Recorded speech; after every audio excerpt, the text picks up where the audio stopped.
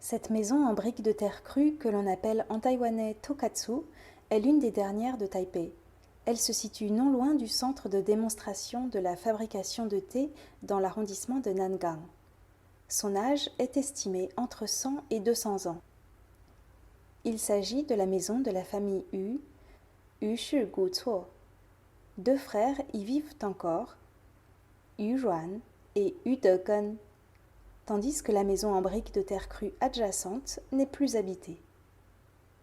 Cette maison est un sanreyuan, c'est-à-dire une maison en forme de U renversée avec 3 ailes autour d'une cour. Autrefois, les membres de la famille élargie s'entraidaient pour construire ces maisons. Ils utilisaient la terre argileuse qui se trouvait à proximité en la mélangeant à de la paille de riz.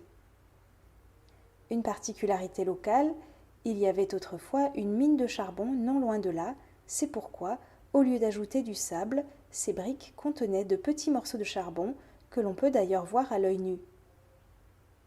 Ce mélange était ensuite moulé pour faire des briques. Elles n'étaient pas cuites, mais séchées au soleil pendant environ 5 mois avant de pouvoir être empilées sur un soubassement en pierre qui évite les remontées capillaires, c'est-à-dire l'humidité qui monte dans les murs par le sol. Une autre particularité de cette maison, certaines pierres sont disposées en diagonale selon la forme du sinogramme humain Ren. Autrefois, le toit était en chaume. Il a été remplacé par de la tôle, mais malgré cela, à l'intérieur, il fait plus frais qu'à l'extérieur, grâce aux propriétés des matériaux naturels que sont la terre crue, la pierre et le bois de la charpente.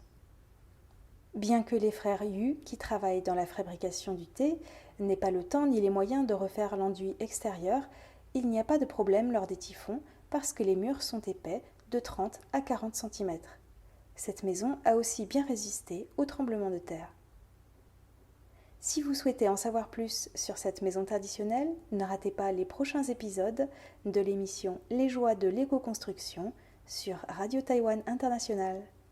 Et cet été, si vous habitez dans le nord de Taïwan, pourquoi ne pas vous promener dans les montagnes de Nangang? Vous pourrez visiter le centre de démonstration de la fabrication de thé, faire de la randonnée et voir cette maison centenaire, depuis laquelle il y a aussi une très belle vue sur la Tour 101 et le centre-ville de Taipei.